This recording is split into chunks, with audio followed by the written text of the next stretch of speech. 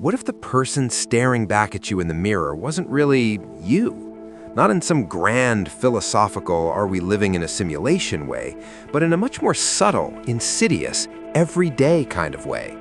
What if the very act of navigating high school, making friends, and just trying not to stick out was slowly, quietly fracturing your actual self? Because that's what happens, isn't it? We step out the door each morning and we put on a performance. A performance for our friends, for the popular crowd. A performance to just, survive. And sometimes that performance, that public persona, it clashes with something deep inside us, our private moral values, the stuff we actually believe. And that clash, that's not just awkward, it's a psychological burden. It creates this gnawing anxiety, this profound sense of a fractured identity. Think about it. Teenagers today are slammed by so much. Drug and alcohol abuse, sure. Teen pregnancy, absolutely. But also this relentless airbrushed media image of what's cool. And everyone trying to emulate someone else's image. You lose your identity. You lose sight of your dream when you feel you don't fit in. That's a direct quote, practically. It's brutal. And here's where it gets really weird. This isn't usually some big, dramatic betrayal of self. It's often a slow creep, a drip-feed desensitization. We call it moral erosion by accommodation. Imagine this. You're in a group, right?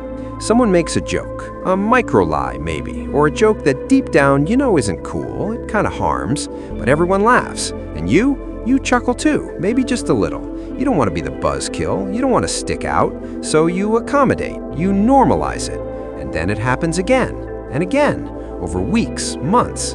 Each tiny breach of your inner moral compass, each little joke you let slide, each minor norm you bend for social currency, it accumulates. And what does it do? It reduces your moral sensitivity. It's like wearing down a stone, drop by drop.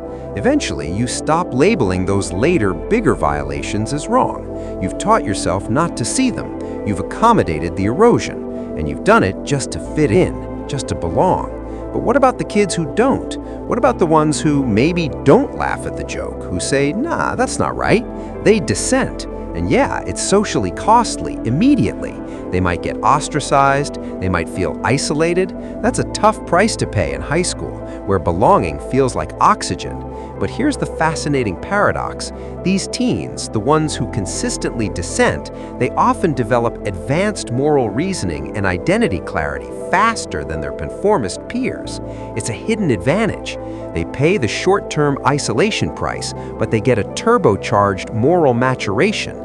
They know who they are. They know what they stand for. And that clarity, it's pretty rare. They have self-respect because they know themselves, their likes, their dislikes, their assets and weaknesses.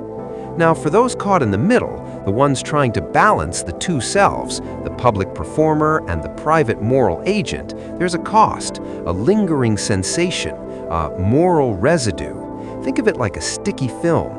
It's the sustained mismatch between your public moral performance and your authentic private values. You say one thing, do another, pretend to be someone you're not over and over again. And that residue, it fragments your identity. It makes you feel off, like you're constantly playing a character, and the real you is getting lost in the costume. It increases anxiety, or sometimes worse, it leads to a kind of numbing, an emotional flatline. You just stop caring, because caring about the conflict is too exhausting, and that's a terrifying place to be. You lose self-discipline, you lose your sense of principles, you forget to think about the future consequences of your decisions. And what makes all of this even more precarious? Our biology. Yeah, it's not just about conscious choices. Our bodies, our brains, they play a quiet yet profound role in shifting our moral landscape. Specifically, the sleep-stress lever. Chronic sleep loss and elevated stress. Sound familiar? It's pretty much the default state for a lot of pressured teenagers. Up late studying, stressing about tests, staying connected online, always. This chronic sleep deprivation, this constant hum of stress, it does something measurable to your brain. It reduces empathic responding. You literally become less able to feel what others are feeling. And when empathy takes a hit, what comes next? Utilitarian or self-protective moral choices become much, much likelier the next day. You're more likely to cut corners, to look out for number one, to rationalize choices that, on a good night's sleep, you'd probably cringe at. It's not a conscious villainy, it's biology, quietly shifting your moral compass.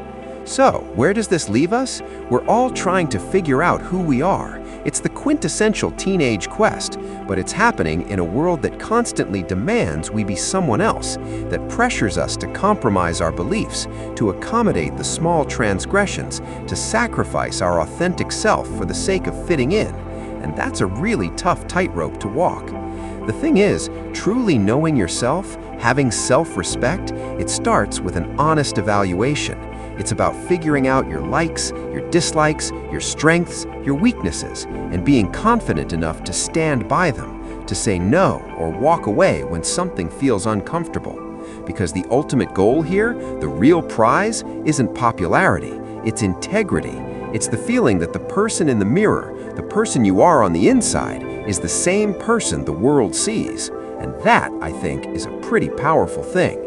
If this made you think, or if you've ever felt this internal tug of war, consider giving this video a like. And if you want to keep exploring the big, weird, fascinating questions about ourselves and our world, hit that subscribe button. It really helps. Because in the end, your identity isn't something you find, it's something you forge. And that forging, it requires you to know your materials, to understand what you're willing to bend, and what you absolutely, fundamentally are not. And that's something worth fighting for.